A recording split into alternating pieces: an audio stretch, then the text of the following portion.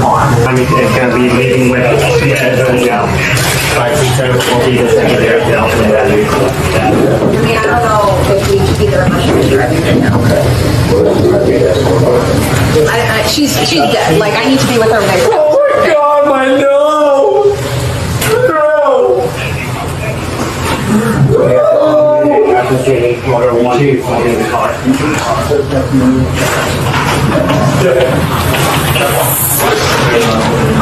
dead. We're nothing. Sir, there's no investigator. Yeah, they're going to Banner right now. We're going to keep you updated with everything, okay?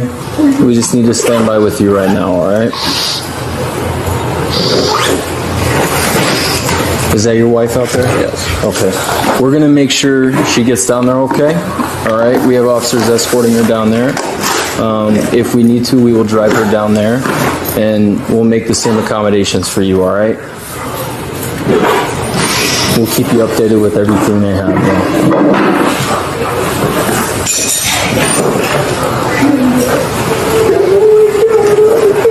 And here's what makes this case truly haunting. His wife had texted him before, saying, "I told you to stop leaving them in the car. How many times have I told you?" She knew. She warned him. And he kept doing it. Anyway. This wasn't an accident. This was a pattern. He chose to continue, even after being told it could kill his children.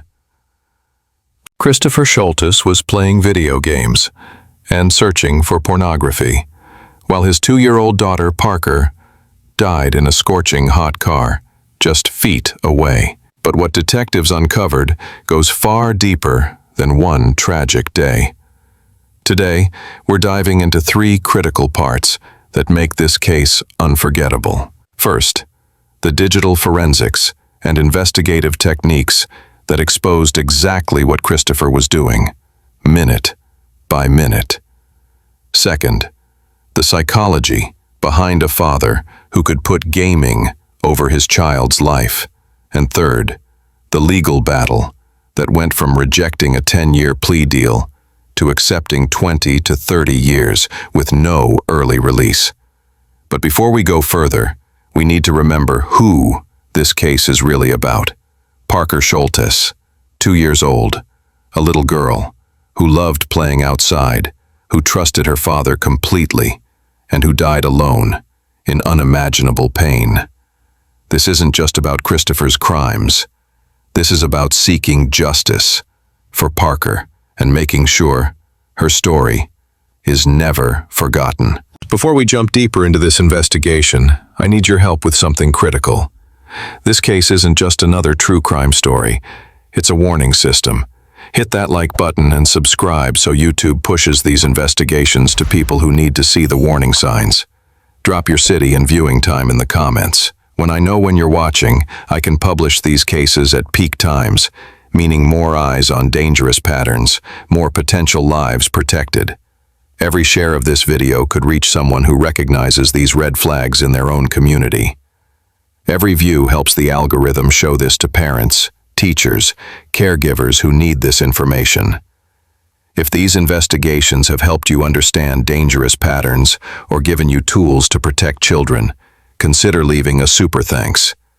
Your support helps me dedicate more time to deep dive research and produce these cases faster, meaning more children's stories get told and more warning signs reach the people who need them. And after Parker's story, watch the other investigations on this channel, because one day, recognizing these patterns could help you intervene before another child is left behind. Thank you for being part of this mission. Now let's get justice for Parker. So how did investigators piece this together? It started with the timeline. July 9th, 2024. Tucson, Arizona. Temperature, 109 degrees. Christopher Scholtes arrives home around 12:53 p.m. with Parker and her siblings in the car. He takes the other kids inside, but leaves Parker, strapped in her car seat, the air conditioning turned off, and then He goes inside and doesn't come back for 3 hours. When his wife Erica arrives home at 4 p.m., she finds Parker unresponsive, rushed to the hospital, pronounced dead. But here's where it gets critical.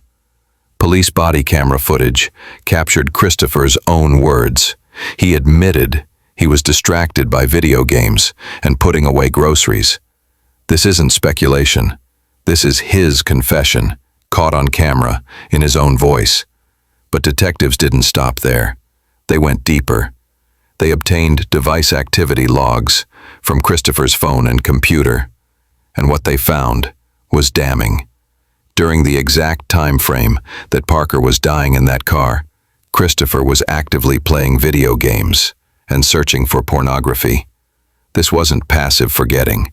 This wasn't, I got busy and lost track of time. This was active distraction. He made a choice to prioritize his entertainment over checking on his daughter. The digital forensics proved it, minute by minute. While Parker's body temperature climbed, while she struggled to breathe, while she cried out for help, her father was gaming. And then came the text message that changed everything. Detectives recovered messages between Christopher and his wife, Erica. And one message stood out. Erica had texted him before this tragedy, saying, "I told you to stop leaving them in the car.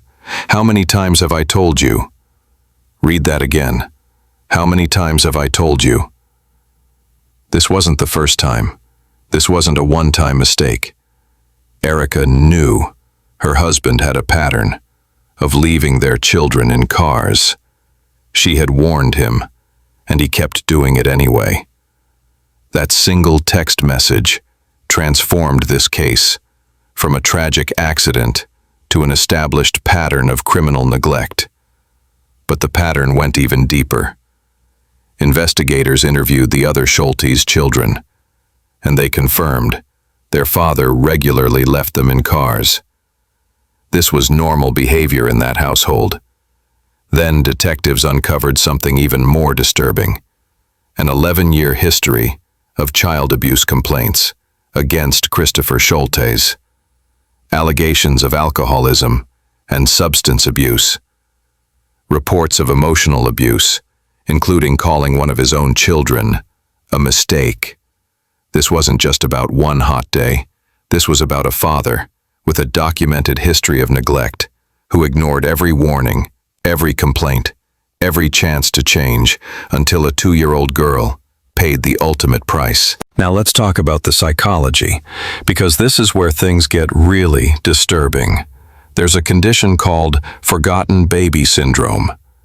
Dr. David Diamond, a neuroscientist, has spent years researching this. It happens when there's a prospective memory failure, a disrupted routine. A parent genuinely forgets their child is in the car. It's tragic, but it's a memory malfunction. But here's the critical difference. Christopher Scholtes' case is not forgotten baby syndrome. This wasn't memory failure. This was priority failure. He didn't forget Parker was in the car. He knew she was there. He just chose to play video games instead. He chose to search for pornography instead. He chose his entertainment over his daughter's life. That's not a broken memory. That's broken priorities. That's a fundamental failure of what it means to be a parent. And the evidence points to something even deeper. Gaming addiction. Look at the behavioral patterns. Christopher spent excessive time gaming. He couldn't disengage, even when his child's life was at stake. He prioritized gaming over critical responsibilities. His judgment was completely impaired. He couldn't see the consequences, even though his wife had warned him multiple times. This wasn't casual gaming. This was compulsive behavior, the kind of addiction where the virtual world becomes more important than the real one, where a father can sit in his house playing games while his daughter is dying just feet away. But it gets worse. Investigators found evidence of alcoholism. Christopher was even caught shoplifting alcohol. during this same time period. And substance abuse doesn't just exist in isolation. It compounds everything. It impairs judgment. It increases impulsivity. It reduces those protective instincts that should kick in when your child is in danger. When you combine gaming addiction with alcohol abuse, you get a father who's completely disconnected from his responsibilities. A father who can't see past his own needs, his own desires, his own addictions. But even addiction doesn't fully explain this, because at the core, there's something even more disturbing, a profound lack of empathy. Think about what it takes to prioritize entertainment over your child's safety, to hear warnings from your wife and ignore them, to have a history of calling your own child a mistake. These aren't just bad decisions. This is a personality-level disturbance, a fundamental deficit in the ability to connect, to care, to protect. The emotional abuse allegations paint a picture of a father who never should have had children because he lacked the most basic requirement of parenthood: empathy. So let's put it all together. This wasn't one bad decision. This was a persistent pattern, driven by multiple factors: gaming addiction that consumed his attention, alcohol abuse that impaired his judgment, and fundamental empathy deficits that made him incapable of prioritizing his children. The repeated warnings prove he knew the risk. His wife told him. Child Protective Services investigated him. The pattern was clear, but he couldn't change, or wouldn't change. And that distinction doesn't matter to Parker, because either way, she's gone. Now let's talk about the legal chess game, because this is where Christopher Scholtes made a catastrophic miscalculation. March 2024. The prosecution offers a deal: second-degree murder, 10 to 24 years. It's a generous offer, considering a 2-year-old is dead. But Christopher rejects it. He says no. So what does that tell us? It tells us he believed he could win at trial, or at minimum, get a better deal. His defense team likely calculated that they could argue this was a tragic accident, that forgotten baby syndrome was real, that the jury would see a grieving father, not a criminal. They probably thought the pornography evidence might get excluded, that the text messages could be explained away, that reasonable doubt was achievable. So they rolled the dice. They rejected 10 to 24 years, and they prepared to fight. But the prosecution wasn't backing down. By July 2024, they signal their intent. They're pursuing maximum penalties, and they have the evidence to back it up. The forensic timeline, showing exactly when Parker was left in the car. Witness statements from the other Scholtes children, confirming the pattern. Christopher's own admissions, caught on body camera. The text messages, proving his wife had warned him repeatedly. And the digital forensics, showing active gaming and pornography searches. This wasn't circumstantial. This was ironclad. The prosecution felt so confident they refused to negotiate further. The message was clear: take the deal or face a jury. And if you face a jury, we're going for first-degree murder. September 2024. The defense is scrambling. They attempt to negotiate a lighter sentence. They claim they have new mitigation evidence, specific to hot car deaths. Maybe expert testimony, maybe psychological evaluations, maybe character witnesses. But the prosecution's response was brutal. The plea is not changing. Settlement conferences fail. The defense realizes they're not getting a better deal. They're stuck. Either accept the original offer or go to trial and risk everything. The walls are closing in. Then comes a critical ruling. The judge decides. The jury won't hear about the pornography allegations. The concern is prejudice. That detail is too inflammatory. It might bias the jury beyond the actual facts of the case. For the defense, this seems like a win. One of the most damaging pieces of evidence excluded. But here's the thing. The other evidence remains admissible. The gaming addiction, the text messages, the pattern of leaving kids in cars, the 11-year history of abuse complaints, the alcoholism. The judge removed one piece, but the prosecution still had a mountain of evidence. The case was still strong. So let's do the math. October 2024, days before trial, Christopher Scholtes changes his plea. Why? Because the calculation had shifted. At trial, he's facing first-degree murder. That's a potential life sentence. But if he accepts the deal now, it's second-degree murder. 20 to 30 years. Consecutive sentences. No early release.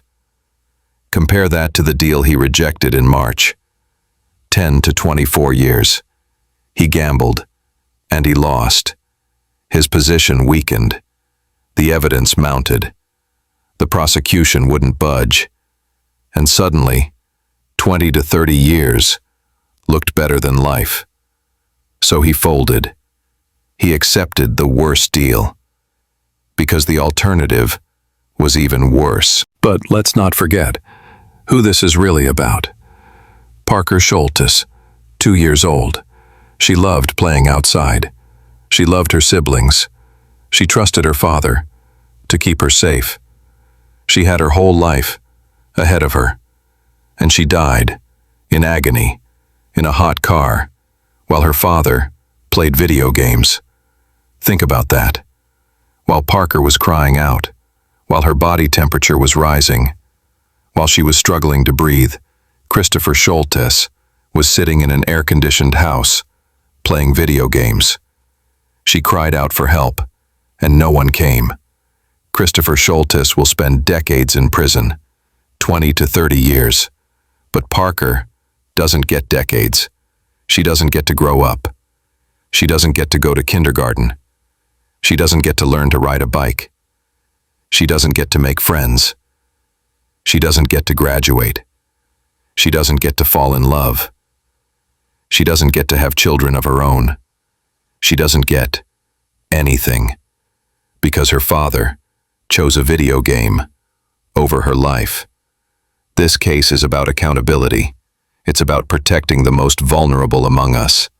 It's about saying, enough. Enough excuses. Enough negligence.